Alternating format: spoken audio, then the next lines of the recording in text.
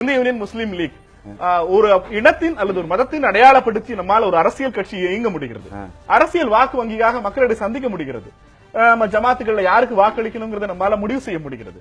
ஆன்மீக தலங்கள், மத நிறுவனங்கள் அரசியலை கட்டுப்படுத்துகிற அதிகார மையங்களாக மாறுகிற போது நீங்க எல்லாம் எடுக்கிற அதே காட அர்ஜுன் சம்பத் மட்டும் எடுத்துடக்கூடாதுன்னு கேட்கறதுல என்ன நியாயம்?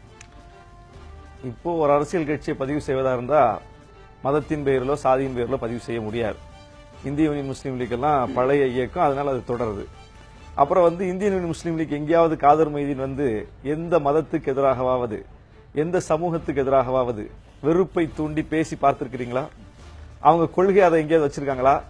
முஸ்லீம்களினுடைய வாழ்வாதாரத்தை உறுதி செய்வது, முஸ்லீம்களுடைய உரிமைகளை பாதுகாப்பது என்கிற சமூக நீதிக்காக ஒரு அமைப்பை நடத்துவதற்கும் இன்னொரு சமூகத்தை தூண்டி தூண்டி சுரண்டி அவர்களின் மீது பொது சமூகத்தில் பிள்ளையார் விழால எந்த சமூகத்தை நாங்க சுரண்டோம்? பொது சமூகத்தில் அது அவர்கள் மீது பொது சமூகத்தில் வெறுப்பை ஏற்படுத்துவதற்காக ஒரு அமைப்பை நடத்துவதற்கு வித்தியாசம் இருக்கு. இப்ப காவின்னு சொன்னீங்க, காவி குண்டக்குடி அடிகளாரும் காவிதான், மதுரை ஆதீனமும் காவிதான், வைகுண்டபதியில நம்முடைய சாமி தோப்புல ஐயா பிரஜாபதி அடிகளாரும் காவிதான். அந்த காவியோட யாருக்கு இங்க எந்த முரண்பாடும் இல்லையா? காவியோட எல்லாம் முரண்பாடு ஒண்ணு இல்லையா? நான் ஒரே காவி நினைச்சல கேள்வி அதுதான். அந்த காவி பண்பாட்டை பேசுகிறது, அவர்களுக்குள்ள இந்து பண்பாட்டை பேசுகிறார்கள், எல்லா மக்களுடனான இணக்கத்தை பேசுகிறார்கள். அவங்க எங்கேயுமே எந்த சமூகத்தையும் அவங்க மேடையில எங்கேயாவது காயப்படுத்தி பார்த்திருக்க மாட்டாமா? குண்டக்குடி அடிகளுக்கு அப்படி ஒரு வரலாறு உண்டா? ரெண்டு சமூகம் சதுர்த்தி விழாவில் மதத்தவரை புண்படுத்தி இருக்கோம். ரெண்டு சமூகங்கள் மோதிக்கிட்டா அங்க போய் இணக்கத்தை ஏற்படுத்துவதுதான் அந்த காவிகள் செய்திருக்காங்க. வரலாற்றுல பார்க்கிறோம். மண்டைக்காடு கலவரம், இந்த காவிகள் என்ன செஞ்சாங்க? சமூக மோதலை உருவாக்குனாங்க. ஆனா குண்டக்குடியாளர் என்ன தெரியுமா செஞ்சாரு? சமூக மோதலை தணிப்பதற்கு, அந்த மக்களிடையே நல்லிணக்கம் ஏற்படுவதற்கு போய் களத்துல நின்னார். சம்பத் என்ன கேட்கிறாருன்னா, இதுவரையிலான விநாயகர் சதுர்த்தி ஊர்வலங்கள்ல மற்ற மதங்களை நாங்க எங்கேயாவது விமர்சிச்சிருக்கோமா, எங்காவது கேலி செய்திருக்கிறோமா, கிண்டல் செய்திருக்கிறோமா? இந்த குற்றச்சாட்டை ஏன் வைக்கிறீங்கன்னு கேட்கிறேன். கடந்த 30 ஆண்டு காலமா விநாயகர் சதுர்த்தி ஊர்வலம் தமிழ்நாட்டில் எவ்வகையான தாக்கத்தை ஏற்படுத்தி இருக்குங்கிறத களத்துல அனுபவமா பார்த்துட்டு வரோம். நாம எவ்வளவு பெரிய பதற்றத்தை அது உண்டாக்கி இருக்குது. ஏன் முதல்ல அங்க போலீஸ் காவல் போட வேண்டி வருது? எத்தனை இடத்துல பிரச்சனை? பள்ளிவாசல்கள் வழியா போகும்போது கல்வீச்சு, துலுக்கனை வெட்டு, துலுக்கச்சியை கட்டுகிற முழக்கம், இது ஒரு ஐயப்பசாமி ஊர்வலத்தில் உண்டா? இந்த முழக்கம், இந்த கல்வீச்சு ஒரு ஐயப்பசாமி ஊர்வலத்தில் உண்டா? கிடையாது. ஒரு பழனி முருகனுக்கு பாத யாத்திரை நடையோ நடந்து போறாங்களே, அந்த தொண்டர்கள் எங்கேயாவது, அந்த பக்தர்கள் எங்கேயாவது முஸ்லீம் பகுதியை தாண்டி போகும்போது, பள்ளிவாசல் தாண்டி போகும்போது எவ்வளவு சம்பவங்கள் நடக்குது? மதிவாரன் பட்டியல் போட்டாரு. அன்றாடம் நடக்குது. இந்து பக்தர்களினுடைய கடவுளை நோக்கி அவர்கள் போவது என்பதும் ஊர்வலங்கள் என்பது அன்றாடம் நடக்குது. பொது இடத்துல தான் நடக்குது. எங்கேயும் சமூக மோதல் கிடையாது, அதனால பதற்றம் கிடையாது. எந்த முருக பக்தருக்கு இங்க போலீஸ் பாதுகாப்பு போட்டு நடைபயணத்தை நடத்த வேண்டிய தேவை இருக்குது? தேவை வராது, எப்பவும் வராது. நீங்க திருவல்லிக்கேணியில விநாயகர் அந்த வழியா போக கூடாதுன்னு சொல்லக்கூடிய அந்த இடத்துல கூட அந்த பக்கத்திலேயே பல விநாயகர் கோயில் இருக்கதான் செய்யுது. அந்த பள்ளிவாசலுக்கு பின்னாடி விநாயகர் இருக்காரு, முன்னாடி விநாயகர் இருக்காரு, எல்லா இடமும் சுத்தி சுத்தி விநாயகர் இருக்கதான் செய்யுது. அதெல்லாம் பக்தர்கள் வைத்திருக்கிற விநாயகர். இவர்கள் தூக்கிட்டு வர்ற விநாயகர், இவர்கள் கொண்டு வர்ற விநாயகர், அங்கதான் பிரச்சனை. அந்த விநாயகருக்கு இந்த விநாயகருக்கு அடிப்படையில் வேறுபாடு இருக்குது. அப்ப அந்த விநாயகருக்கு இங்க எந்த பிரச்சனையும் இல்லை. அதே திருவல்லிக்கேணியில் அதே பள்ளிவாசல் பக்கத்தில் விநாயகர் கோயில் இருக்கதானே செய்யுது.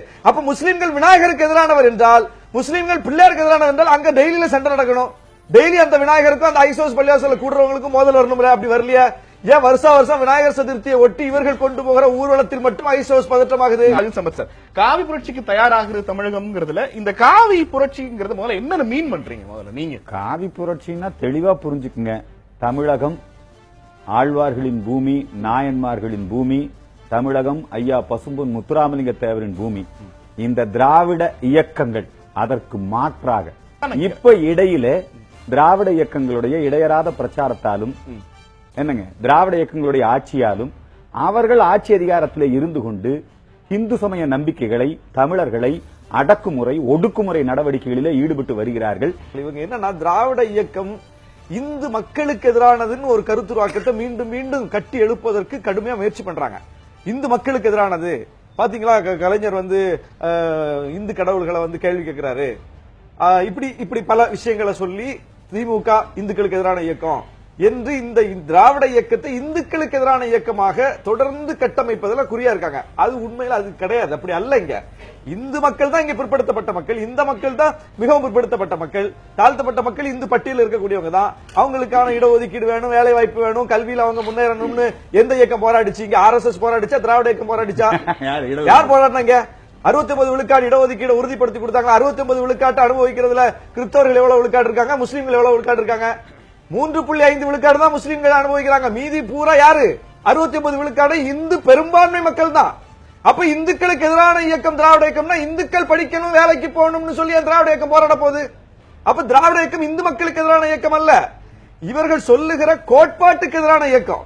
அப்போ இவங்க அதுக்காக வந்திருக்காங்களா? உண்மையிலே இந்துக்களுக்காக இயக்கம் நடத்துறோம்னு சொல்லக்கூடியவங்க இந்துக்கள் படிக்கணும், வேலைக்கு போகணும், அதிகாரம் அவங்க கையில வரலன்னு என்னைக்கு போராடி இருக்காங்க?